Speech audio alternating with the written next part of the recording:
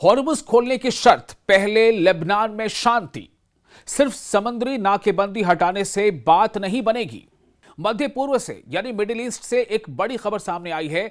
Iran ने साफ संकेत दे दिया है कि दुनिया के सबसे अहम तेल रूट में से एक हॉर्मुज़ स्ट्रेट यानी स्ट्रेट ऑफ हॉर्मुज़ तब तक दोबारा नहीं खोला जाएगा जब तक लेबनान में इस्राएल की सैन्य कार्रवाई पर पूरी तरह रोक नहीं लग जाती। यह ईरान ने फिर से एक बार वार्निंग दे दी है और जाहिर है कि इस वार्निंग का असर पूरी दुनिया पर पड़ेगा। दुनिया के उन तमाम मुल्कों पर पड़ेगा जिन मुल्कों में वहां के लिए नेचुरल गैस या क्रूड ऑयल इस स्ट्रेट ऑफ हॉर्मुज़ से होकर गुजरकर उन तक पहुंचता है। ईरानी जो डायलॉग की जो टीम है, जो मुज़ाकरात टीम है, उससे जुड़े एक सूत्र ने यह कहा है, एक सोर्स से जानकारी आ रही है कि केवल ईरान पर लगे समुद्री पाबंदियां हटाना काफी नहीं होगा। इसके लिए क्षेत्र में जंग और तनाव को कम करना भी जरूरी है। जो सोर्सेस से जानकारी मिली है और यह जानकारी मैं आपको एक ईरानी जो न्यूज़ वेबसाइट है बहुत मोतबर उसके हवाले से दे रहा हूं।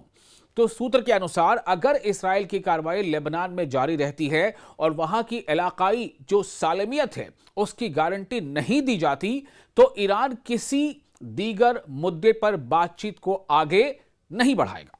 यह साफ कह दिया है, यह सोर्सेस से जानकारी आ रही है।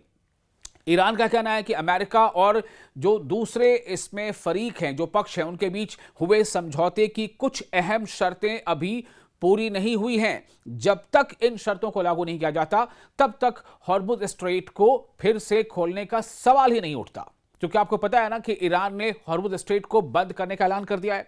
और क्यों ऐलान किया था? ईरान ने इसलिए बंद करने का ऐलान कर दिया था क्योंकि इस्राएल ने लेबनान पर हमले कर दिए थे और ईरान ने कह दिया कि अब फिर से हम इसे बंद करने जा रहे हैं। मतलब तब बंद करने का ऐलान कर दिया है और यह भी कह दिया कि अब अगर यहां से कोई टैंकर किसी देश का गुजरता है तो उसकी सुरक्षा की जिम्मेदारी हमारी नहीं है। तो स्ट्रेट ऑफ हॉर्मुज़ जो वर्ल्ड एनर्जी सप्लाई चेन के लिए बेहद अहम माना जाता है, दुनिया के बड़े हिस्से का तेल और गैस इसी रास्ते से गुजरता है जिसे हम कहते हैं स्ट्रेट ऑफ हॉर्मुज़ यानी हॉर्मुज़ जल डमरू मध्य। इसलिए इस मार्ग का बंद होना, इस रास्ते का बंद रहना इंटरनेशनल मार्केट और तेल की कीमतों पर बड़ा असर डाल सकता है।